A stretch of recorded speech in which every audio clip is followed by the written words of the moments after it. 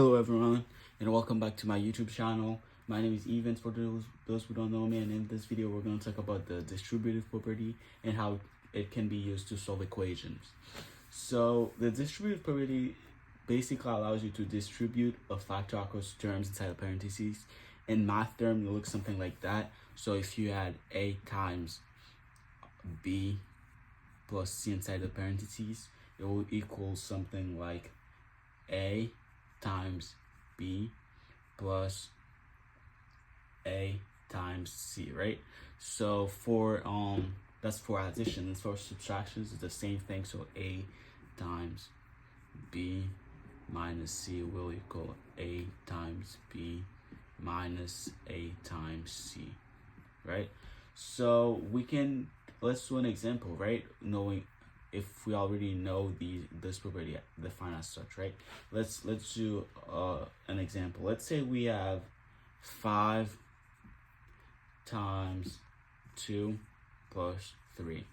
So this, you can do it two different ways. You can just add the two numbers inside the parentheses and multiply by 5. But since we're trying to learn the distributive property, we're gonna do it the distributive way. So we're just gonna do 5, which is gonna be the a, 5 times b, which is this, which is 2, right? 5 times 2, 5 plus 5 times 3, which is the 3 is basically the c, which is going to equal 5 times 2 equals 10, plus 5 times 3 15, which equals 25, right? So even if you did it the other way, it will still equal 25. So if you just did 5 times 2 plus 3, 5, it will always equal 25, right? So this is true, right? So it's the same thing for subtraction. Let's say we have 6 times 4 minus 2. It's gonna equal 6 times 4 minus 6 times 2, right? Which is gonna equal 6 times 4. It's gonna equal 24 minus 6 minus 12, which is going to equal 12, right? So the same thing if you did it the other way. If you had 6 times 4 minus 2 times 2 will equal 12, right? So this is the basic, right? Now we're going to talk about how we can use this to solve an equation. Now let's say you had something like that, right? An equation such as 3 times 2 plus x equals 0, and you're trying to solve for x, and inside the parentheses you can't add 2 plus x because they're not the same, right? You can add these two numbers. Something you can do is use the distributive property to get the x outside of the parentheses. So you can do 3 times 2, which is going to equal 6, plus 3 times x, which is going to equal 3x, equals 0. And from now on you can just solve for it. So you can just do 3x, you subtract 6 from both sides, right? We're going to equal negative 6, and 3 x equal negative 6, and you just divide both sides by 3. So x equals negative 2, right? Same thing if you had something like this, 4 times x plus x equals 0, right? Now you can also add the two x's, which is going to equal 2x, but since we're trying to learn the distributive already, we're just going to do it the distributive way, right? We're just going to do 4 times x equals 4x plus 4x again equals 0. And now you can just add these two. Just gonna add 4 plus 4x. It's gonna equal 8x equals 0, and just divide both sides by 8 with both sides by 8, and this x is gonna equal 2. X is gonna equal to 0, right?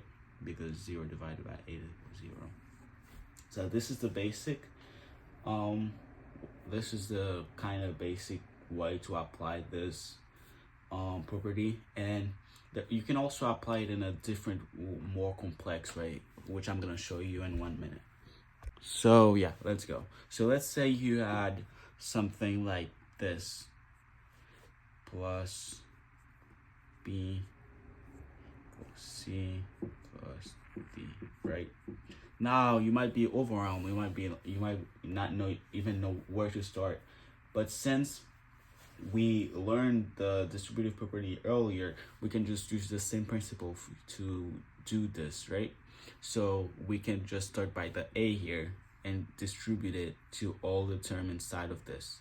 So you're gonna do A times C, which is gonna be AC, and you're gonna do A times D plus A times D, right? And you do the same thing for B, which is gonna equal B times C, BC plus BD, right? So yeah, this is gonna be it, right? So same thing for if you had something like that, A plus B C minus D, right? It's gonna equal the same. You're just gonna do the same thing. A times C minus, for the sign here, A times D, same thing here, plus BC, and then minus BD. And this is basically it.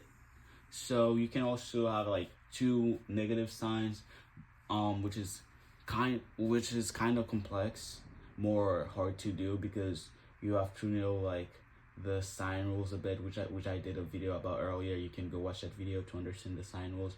So let's just do one with two negative signs to just get this out of the way, right? Let's say you had something like A minus B times A minus C. So now you're gonna do the same thing. A times C D, A times C, right? AC minus A times D, AD. Then here, this is where it gets a little tricky. Since you have a negative here and you're multiplying by positive, it's gonna keep being negative, right? Which is gonna go, and you're just gonna do the same multiplication. So negative BC, and here, since you have negative signs times a negative sign, it's gonna become positive. It's gonna be plus. This is gonna equal plus, right? Plus BD. So this is our final answer.